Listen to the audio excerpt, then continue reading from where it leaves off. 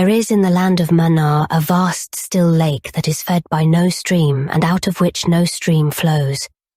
10,000 years ago there stood by its shore the mighty city of Sarnath, but Sarnath stands there no more.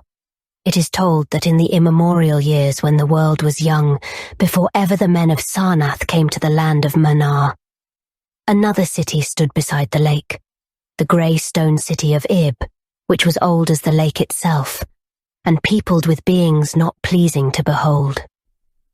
Very odd and ugly were these beings, as indeed are most beings of a world yet inchoate and rudely fashioned. It is written on the brick cylinders of Kadatheron that the beings of Ib were in hue as green as the lake and the mists that rise above it, that they had bulging eyes, pouting, flabby lips, and curious ears, and were without voice. It is also written that they descended one night from the moon in a mist, they and the vast still lake and grey stone city Ib. However this may be, it is certain that they worshipped a sea-green stone idol chiselled in the likeness of Bokrug, the great water lizard, before which they danced horribly when the moon was gibbous. And it is written in the papyrus of Ilarnek that they one day discovered fire and thereafter kindled flames on many ceremonial occasions. But not much is written of these beings because they lived in very ancient times, and man is young and knows little of the very ancient living things.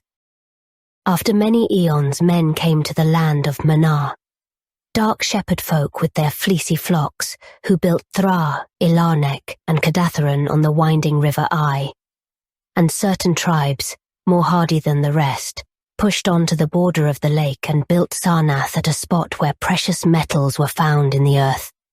Not far from the grey city of Ib did the wandering tribes lay the first stones of Sarnath, and at the beings of Ib they marvelled greatly. But with their marvelling was mixed hate, for they thought it not meet that beings of such aspect should walk about the world of men at dusk. Nor did they like the strange sculptures upon the grey monoliths of Ib, for those sculptures were terrible with great antiquity.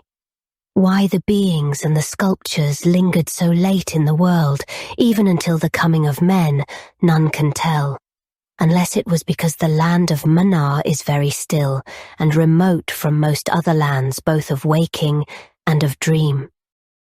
As the men of Sarnath beheld more of the beings of Ib, their hate grew, and it was not less because they found the beings weak and soft as jelly to the touch of stones and spears and arrows.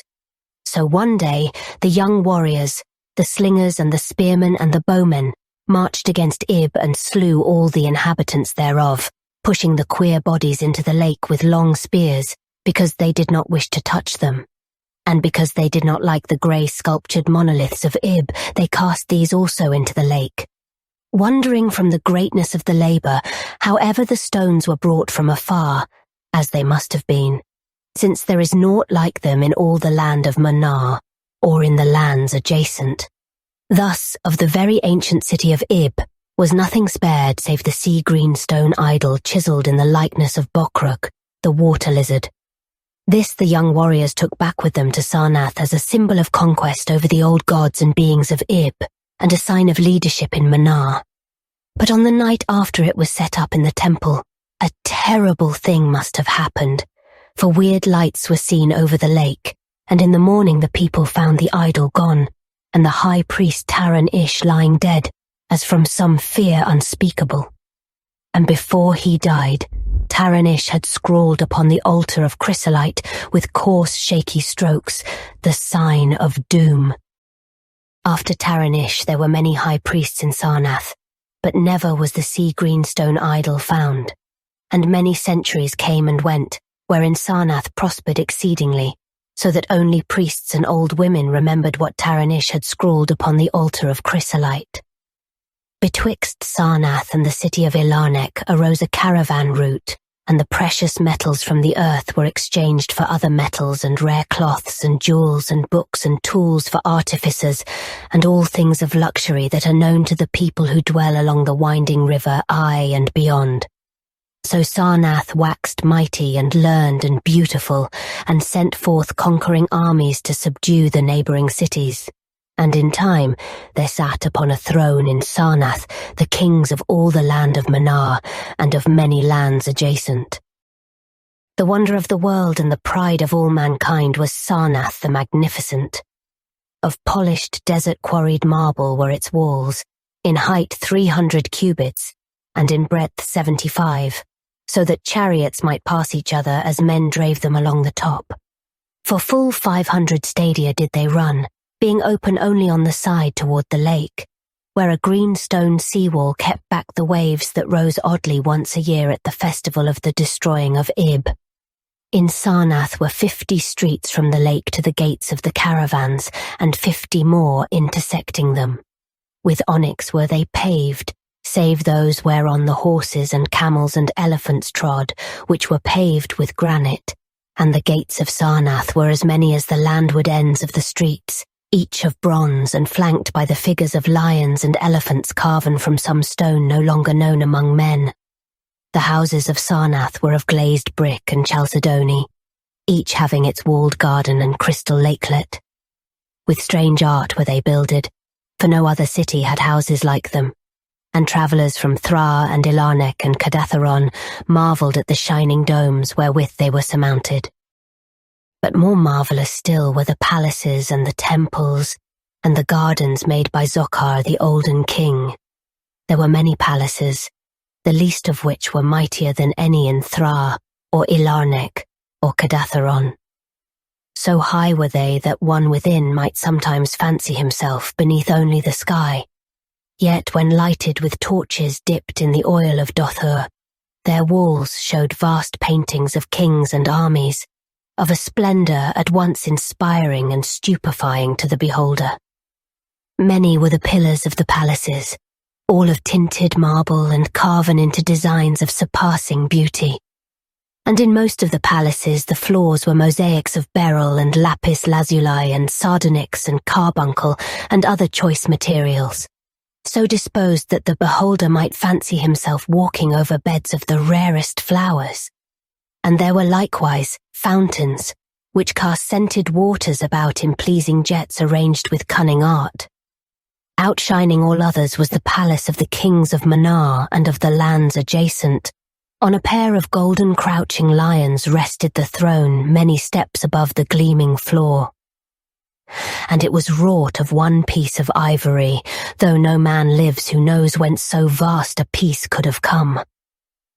In that palace there were also many galleries and many amphitheatres where lions and men and elephants battled at the pleasure of the kings.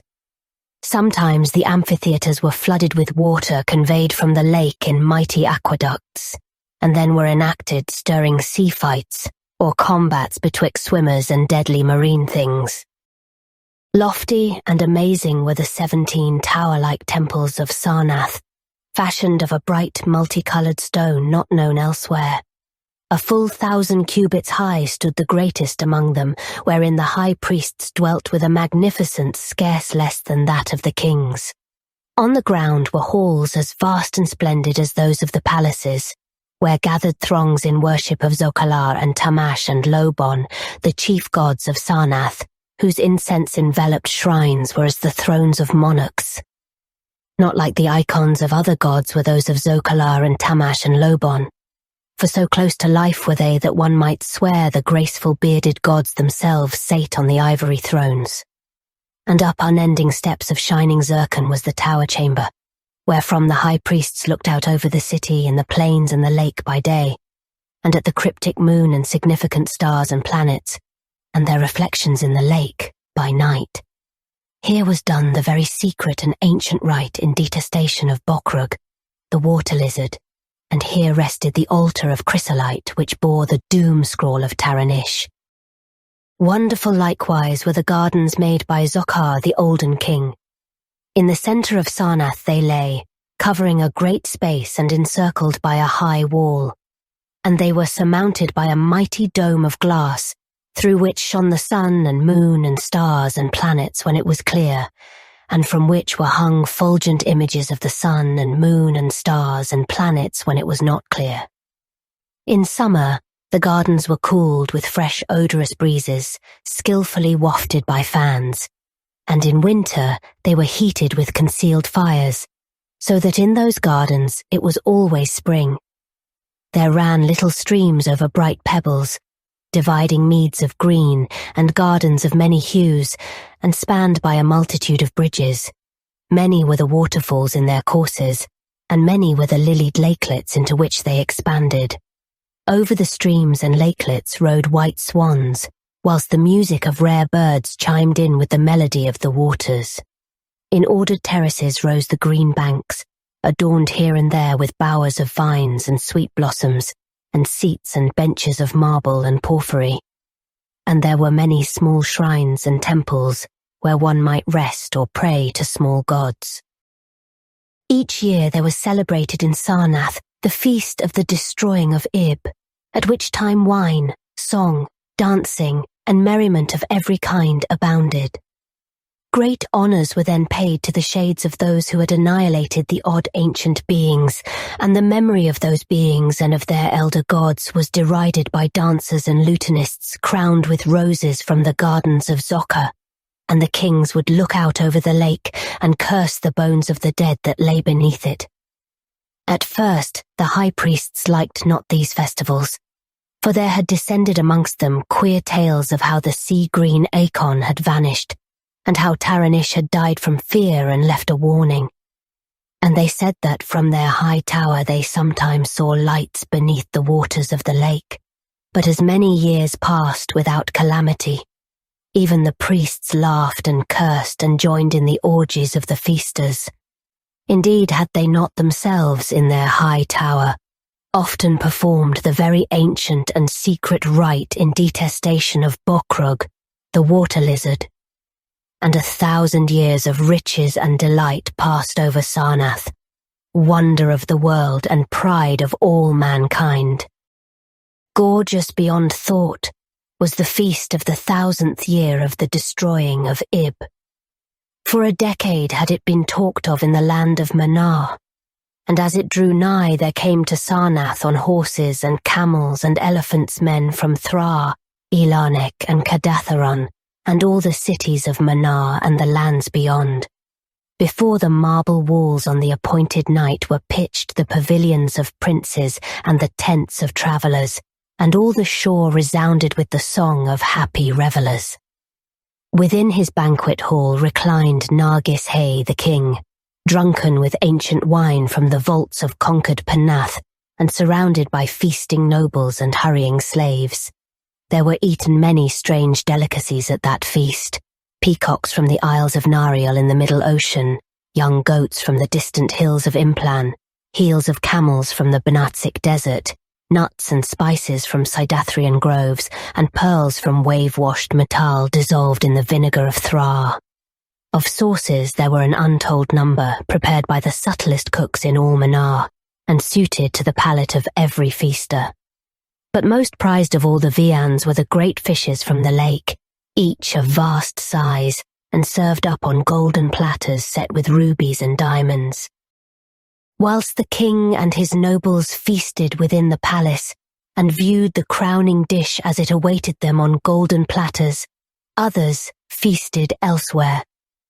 In the tower of the great temple, the priests held revels, and in pavilions without the walls, the princes of neighbouring lands made merry.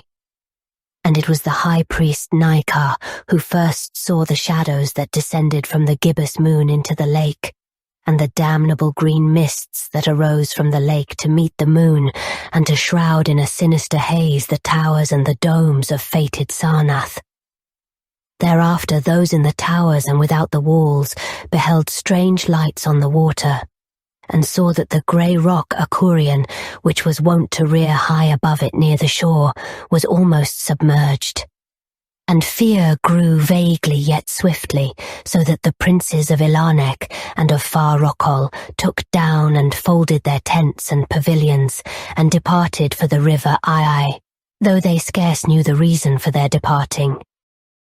Then, close to the hour of midnight, all the bronze gates of Sarnath burst open and emptied forth a frenzied throng that blackened the plain, so that all the visiting princes and travellers fled away in fright. For on the faces of this throng was writ a madness born of horror unendurable, and on their tongues were words so terrible that no hearer paused for proof.